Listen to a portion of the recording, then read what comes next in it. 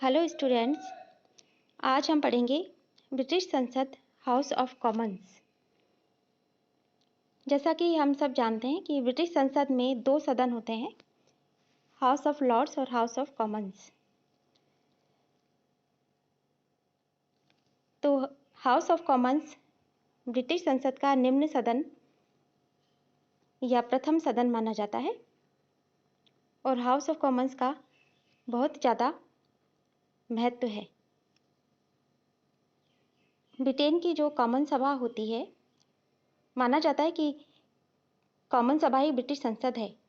जैसा कि Robert Walpole ने कहा था कि जब कोई मंत्री संसद से परामर्श लेता है तो वह लोक सदन से ही परामर्श लेता है। जब सम्राट संसद को विघटित करता है तब वह लोक सदन को ही विघटित करता है। इसके बाद हम देखते हैं कि कॉमन सभा की रचना और संगठन किस प्रकार का है। ब्रिटिश हाउस ऑफ कॉमन्स के सदस्यों की संख्या 650 है। सन 1955 में निर्वाचन क्षेत्रों में किए गए परिवर्तनों के अनुसार ये सदस्य संख्या 630 थी। 1983 से सन 2010 के आम चुनाव से पूर्व तक ब्रिटिश कॉमन सभा की सदस्य संख्या 659 रही।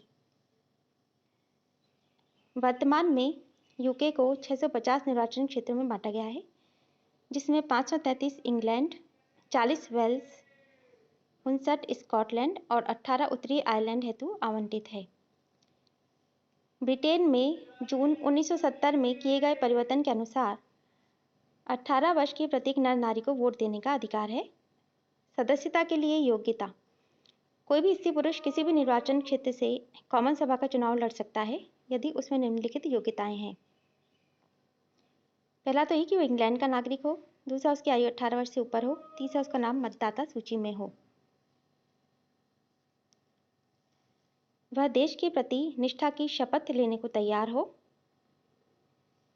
इसके अतिरिक्त जो व्यक्ति लोक सदन के सदस्य नहीं बन सकते हैं वो इस प्रकार हैं कि जो व्यक्ति लॉर्ड सभा के सदस्य हैं, जो व्यक्ति उत्तरी आयरलैंड, इंग्लैंड तथा स्कॉटलैंड चर्च के पादरी या रोमन कैथोलिक चर्च के पादरी हैं, जो स्कॉटलैंड या ब्रिटेन के पीयर हों, जो नगरों के मेयर या काउंटियों के शेरिफ हों, जो राजमुकुट के अधीन पद धारण करने वाले अर्थात सरकारी कर्मचारी हों, जो सरकार से ठेका लेने वाले व्यक्ति हों अथवा जो अन्य किसी रूप में प्रत्यक्ष रूप से सरकार से लाभान्वित होते हों।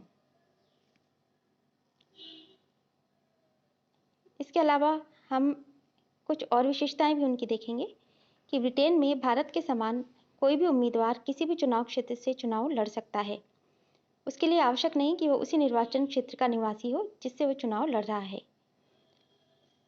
लोक सदन के सदस्यों के अगर हम विशेषाधिकार देखें तो देखते हैं कि सदस्यों को सदन में भाषण की पूर्ण स्वतंत्रता प्राप्त है और उनके द्वारा सदन में कही गई किसी भी बात के लिए उनके विरुद्ध कोई कार्यवाही नहीं की जा सकती। इसके अलावा उन्हें संसद द्वारा निर्धारित वेतन भत्ते के अतिरिक्त बिना किराए के रेल यात्रा की सुविधा प्राप्त होती है। सदन के अधिवेशन से 40 दिन पूर्व और 40 दिन बाद तक उन्हें किसी भी दीवानी मुकदमे में गिरफ्तार नहीं किया जा सकता। हाउस ऑफ कॉमन्स के सदस्यों को सामूहिक रूप से ब्रिटिश सम्राट के पास पहुंचने का अधिकार है, अर्थात वे स्पीकर के माध्यम से अपनी बात सम्राट तक पहुंचा सकते हैं। लोक सदन के सदस्यों को अपनी कार्यवाही पर नियंत्रण करने का अधिकार है। यदि सदन चाहे तो गुप्त कार्यवाही की स्थिति को अपना सकता है। यदि कोई व्यक्ति सदन के विशेषाधिकार का उल्लंघन करता है तो सदन उसको दंडित कर सकता है। सदन किसी सदस्य की अयोग्यताओं के विषय में निर्णय दे सकता है और इस आधार पर चुनाव भी रद्द कर सकता है।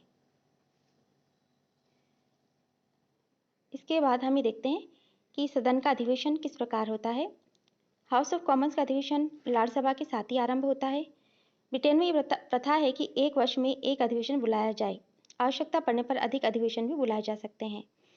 गणपूर्ति के लिए सदस्यों की संख्या 40 होनी चाहिए और जो पदाधिकारी हैं हाउस ऑफ कॉमन्स के, उनमें सबसे महत्वपूर्ण अधिकारी उसका अध्यक्ष होता है। वही सदन की सभा की अध्यक्षता करता है। अध्यक्ष के साथ ही उपाध्यक्ष भी होता है। इसके अतिरिक्त सदन के कई अन्य पदाधिकारी भी होते हैं, जैसे साधन समिति का अध्यक्ष, संसद का लिपिक, सार्जेंट ऑफ आर्म्स, संदेश वाहक आदि।